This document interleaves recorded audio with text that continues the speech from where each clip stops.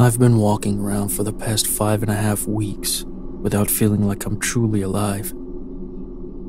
The positive test showed up first, and the symptoms came to plague me shortly after. Our son was kind enough to agree to stay with us until we got back on our feet. We were able to find an elder care nurse willing to expose himself to the sickness to come and help out. "Martin, where's your mother?" I wheezed through burning lips. His eyes shot skyward in annoyance. It literally looked like he was counting internally to keep from snapping, just as he did as a child. Some things never change. "Dad, I told you. Mom's sleeping upstairs in the guest room. You two have to keep apart so you both can get better. Rosemary even said so." But we both have the same damn thing," I insisted. "And yeah, it's easy for her to say, exposing herself to hell all. What the hell does it matter if we're quarantined or not? And in our own house, no less." "What if you start to get better, and then she reinfects you again, or vice versa? I don't know how that kind of shit works, Dad." My son was clearly agitated. "Let me warm you up with some dinner. I made pot roast and vegetables," he replied in a softer, practiced and more patient tone. Pot roast. Of all the things I'd grown to hate over this sickness, it's those goddamn roasts. That gray marbled meat glistening in a puddle of grease next to smushed vegetables. It seemed to be all that idiot son of ours knew how to make, apparently. Thank God I can't taste or smell. That seems to be the only positive I can find about that situation. It seems callous, maybe even selfish, to complain about something so trivial while I was still healthy enough to be on the comforts of my home. But you never realize how much you rely on the sense of taste and smell until it's gone. I missed the smell of my wife as she slept, a mix of perfume and shampoo with a hint of sweet. I missed the taste of caramel corn. Amy had just bought me a large container of it just before this shit hit. The loss of senses was like a flick of a light switch. I was driving in my car, smoking a cigarette. One puff, the taste was there. The next, nothing. Which I guess wasn't a bad thing, right? Satisfying or not, cigarettes taste like flaming shit. My suspicions were confirmed once I got to the gas station. They have these new screens at the pumps that play little video clips while you pump your gas. Well, sometimes the timing is off and the video doesn't work at all. The wonders of technology, right? Anyway, the video popped up loud as hell right when I pulled the nozzle from the lever at the pump. It scared the hell out of me. Sure as anything, my fingers tightened on the nozzle and sprayed the tips of my shoes in gasoline. No smoking for me on the way home, I thought. Then another thought entered it. I could smell absolutely nothing. Fever dreams plagued me throughout the entire night. I alternated between feeling like I was on fire to freezing from my own bursts of sweat. My body was exhausted by the constant failed attempts to regulate its own temperature. So many visions of my wife sunken into the middle of our bed, gasping for breath. She became more withered and shallow in each one. I dreamed of piles upon piles of grade salted meat. And the fucking meat. I saw Amy and me sitting on a lavish banquet table in one of them. The glow from our recovery was still fresh in our faces as we sat and anticipated for food we could actually taste. Martin came into the room with 2 shining silver trays with matching domes over the food. His teeth were unnaturally elongated and sharpened as he smiled and set our trays down. Despite his alarming appearance, our eyes still danced with excitement as to what the covered plates would contain. My lips curled into a sneer of horror as an ungarnished slab of grave meat was revealed. But Amy didn't seem to mind. I was surprised to see her pick the food up with her hands, completely abandoning the corresponding flatware beside it. Her teeth morphed to resemble our son's as she tore into the meat and began chewing ravenously. I normally loved it when she ate. A gal needs some meat on her bones. But seeing her then, I was almost to the point of gratuitous disgust. I woke with a mortified start, my throat aching with thirst. I called out to the nurse multiple times and was relieved when her footsteps came down the hall. However, when the door opened, Martin was on the other side. "Did Rosemary leave?" I asked breathlessly. "Oh yeah, Dad," he remarked flippantly. "She left ages ago." "Damn it. I didn't get to thank her or even say goodbye," I grumbled. My train of thought was interrupted as something nagged in my periphery. A flash of key lime green. The gold chain attached to the handle confirmed my suspicion. "But she forgot her purse." My throat grew tight as I felt an oncoming fit of coughs flirt with my lungs. "You need to go give it." My sentence was cut off by a hacking sputters, but I managed to gesticulate the rest of the sentence. "Shit," Martin muttered. "Yeah, sure, Dad. I'll get that over to her right now. If I hurry, I may catch her around the same time she gets home. I'd hate for her to worry." He turned out to be such a damn decent kid. Not that I can let him know too often, of course. The sweetest dish can be ruined by the slightest bit of salt, and I wanted my boy to keep grounded with his hearts protected. It was sure as shit too late to help Clark. Tears pricked the corners of my eyes the moment the name popped into my head. Clark was our eldest son, and the polar opposite of Martin. No, see, Martin was born with a heavy sense of entitlement, something I've heard is common amongst younger children. However, he never grew out of it. My son always thought life owed him more, and he wasn't willing to work for it either. His mother always claimed that it was the one trait a human could possess that could disdain them from a lifetime of disappointment. But I, for one, feared much worse. You see, people like Martin don't hesitate as much during decision-making. They don't feel like they're stealing anything that should already be theirs, whether it be a human being or otherwise. Life's game of being in the wrong place at the wrong time can kill even the most innocent of people, let alone someone who's constantly making shit decisions.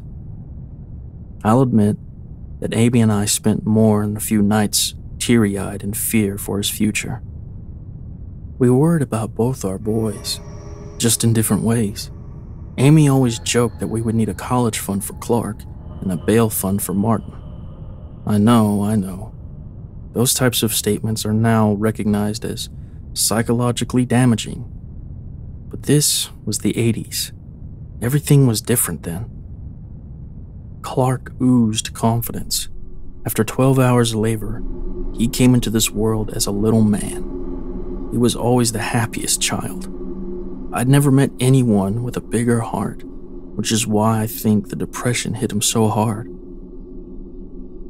My firstborn took his life with a knotted rope, leaving his mother and me with a hole in our hearts that never healed. Martin wasn't the same after that. It seemed to be a wake-up call of sorts for him. He blossomed into the attentive son that Clark used to be. Of course, those thoughts flew from my mind as soon as I saw what was for dinner that evening. Gray meat. Always this gray fucking meat, I spat.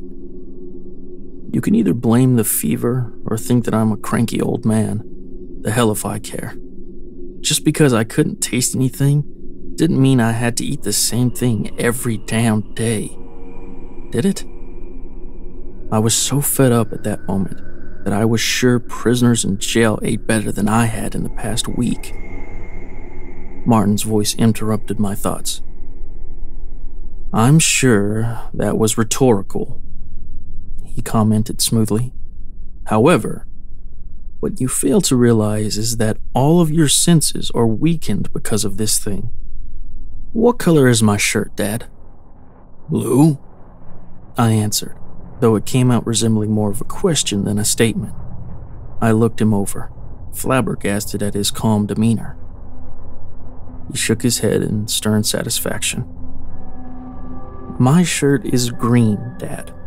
Green. See? What did I tell you? He plucked a piece of meat off of my plate before shoving it into his mouth contently. You have no idea how much senses are all tied to each other. But you live and learn, right? He rose to his feet, ruffling my hair condescendingly before entering his bedroom and closing the door. He hadn't even wiped his fucking hands, I thought bitterly.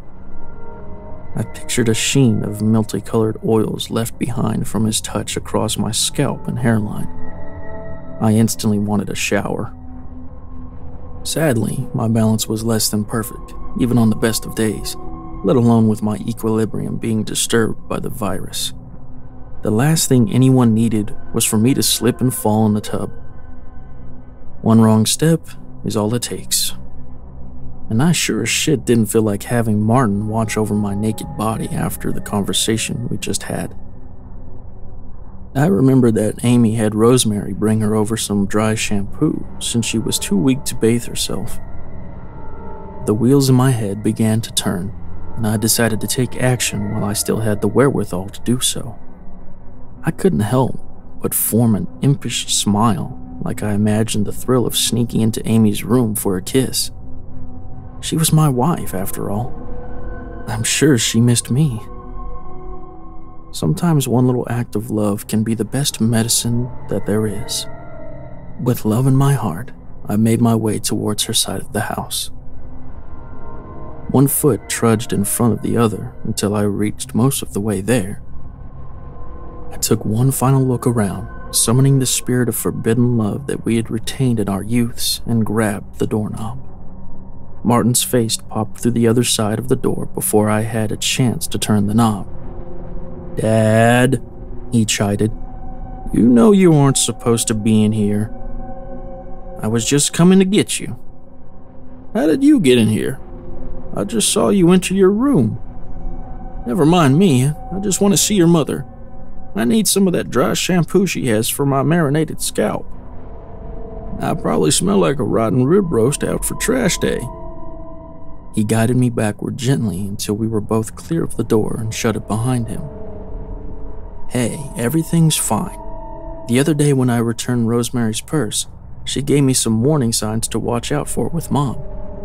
She said if I noticed any tugging around her lungs, it indicated struggling to breathe. She said any respiratory damage at your age could be catastrophic and to take her to the hospital right away. Okay, and? I waved my hands impatiently, urging him to get to the point. And I took her in yesterday. The adrenaline of anger rushed my veins for a brief moment before leaving me exhausted in its wake. You should have come and got me, damn it, I wheezed. What the hell were you thinking? Martin raised his hands in mock innocence. Well, I tried to wake you up before we left, Dad. You wouldn't rouse. I was scared you were dead for a second, but then you coughed and I knew you were all right. Mom said she wanted you to get your rest. She said you couldn't go kicking ass with one foot in the grave. The comfort of recognition soothed my hammering heart instantly. Amy had said those exact words to me every single time I'd been sick. I used to scold her for being morbid, but right then, I never heard anything that made me happier in all my life. Well, I murmured apologetically, rubbing the back of my neck. I winced from the pain in my stiffened joints, and the sharp, unexpected intake of breath induced a fresh round of rib-cracking coughs. Now, let's get you back to bed. I don't want to take 2 trips to the hospital in a 48-hour span, he joked dryly. He gingerly guided me by the shoulders, I couldn't help but recall the times when I had once helped him walk. It seemed like at least 2 lifetimes ago. "You really should see your mother, Marty. She shouldn't be at that hospital alone," I protested. "Regulations, Dad," he reminded me. We didn't speak as he brought me my supper. Not one word. Trust me, I had plenty in reserve, though. All I needed was one opportunity, one time for him mouthing off to lay into him. But he didn't so much as flinch. I kept ruminating on Amy being alone in that hospital room, cold and terrified. Those thoughts eventually haunted me into a fitful sleep. A kaleidoscope of blue and red lights scattered across the blank wall of my bedroom, waking me from an already fitful sleep. My fever had once again broken, drenching my bed sheets in a sickly sweat. The slippers weren't even on my feet all the way before I heard them break down the front door. Officers swarmed the perimeter of my yard and were now making their way into my home. They came in twos, a mass of head-to-toe black clothing and shiny black boots.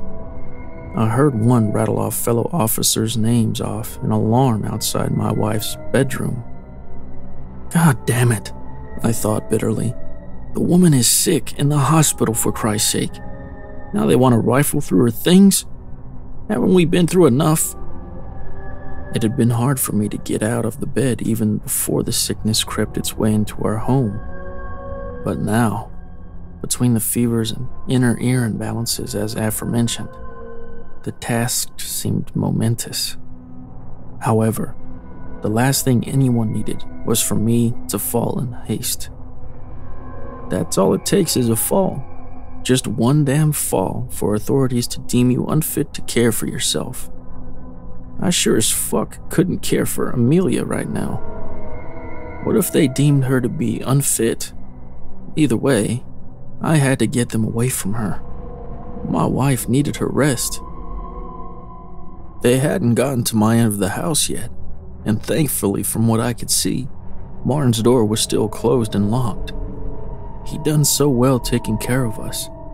I'd hate for him to be disturbed for what had to be a misunderstanding, not to mention a blatant intrusion of privacy. My eyes burned with fever as I shuffled out of bed and down the hallway. Horror and anger raged through me as I spotted an officer dragging Martin from his bedroom in handcuffs. His face was blank, the epitome of expressionlessness, as they walked him out the front door. 2 more officers followed behind him with evidence bags, telling me I wasn't allowed in my own damn house because it was an active crime scene. I recognized Rosemary's bright green purse through one of the bags, but I still hadn't put 2 together yet. It wasn't until I saw the gleam of surgical tools that the wheels started to move into place. "Where's my wife, Amy?" I demanded through labored breaths. No one answered. They hardly so much as looked my way. 2 uniformed gentlemen, along with a woman I'd never seen before, entered the house with forensic bags. Their hands flew to their noses as they sputtered in horror. However, I failed to smell a damn thing as hard as I tried. The unnamed woman approached me gently and guided me away from the room. "Sir, we're going to need you to come with us. We're taking you to the hospital. How are you feeling? Are you experiencing any abdominal pain, confusion, or disorientation? We need to check you for prion damage. When was the last time you've eaten? When was your last bowel movement?" The questions multiplied and continued, the next coming long before I had a chance to answer the previous one. I used what remaining strength I had to shrug her arm off and start for the room Amy was kept in before going to the hospital. Swaths of light bathed the hallway from the open door. Dark blackout curtains that I'd never bought consumed every window in the room. I remember that being the first thing that caught my eye as I rounded the hallway. Large patches of yellow and brown stains bled from the carpet at my feet. I followed the trail of stains to their origin, a bed. I gagged at the salted air wafting from the doorway, and I imagined the smell of copper must have been intense. Even after all that I know, after being told what I've been told, I still can't wrap my brain around what I saw on that bed. My soul just can't settle with it. Whatever lay on top of it looked like an animal had mauled it.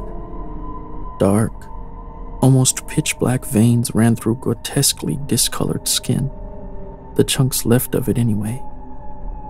I could hardly tell what it was. As another coughing fit began, a fog of panic and confusion consumed my senses.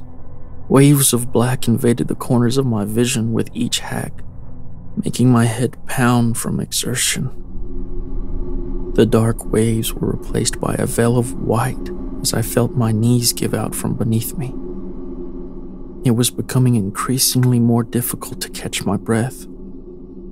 It seemed to be robbed from me before the inhalation process restarted. My eyelids fluttered open as I was greeted with a pastel nightmare. Mint greens, pale pinks, and yellow curtains cradled plain white walls like a symphony of machinery beeped around me. I was beyond exhausted, but relieved that I could breathe. I'd almost forgotten the past hour of my consciousness when a man in a business suit and badge walked in. God, I was sick of seeing those. If I never saw another badge in my life, I'd die a happy man. I know that's a pretty morbid thing to say, especially lying in a hospital bed. I guess all the years with Amy had left their impressions on my sense of humor. Oh God, I thought. Amy! Excuse me, I grumbled, surprised at how much it hurt to speak. What room is my wife in? Her name is Amy Malone. He stared down at his feet solemnly without an answer. What did you guys do with my son? Why'd you take him like that? He's a good boy, I pressed. He began to explain what happened as I sat there, attempting to absorb every detail. At best, Martin was on the hook for murder and the unlawful handling and tampering with a body at best. Officers came out and found what they had done. Police officers arrived after receiving a welfare call from Rosemary's daughter. Apparently, she'd been missing for some days, and our house was her last known whereabouts. I'd been cohabitating with two dead, rotting bodies for days and hadn't known it. Amy wasn't taken to the hospital. She died the last day Rosemary showed up for her shift. As far as Martin, well, he never was quite the same after we lost Clark. But we had thought it was for the better. They explained why I'd been asked so many questions, why they were monitoring my digestion so thoroughly as well. They explained why no food was found in the house, yet we never missed a meal.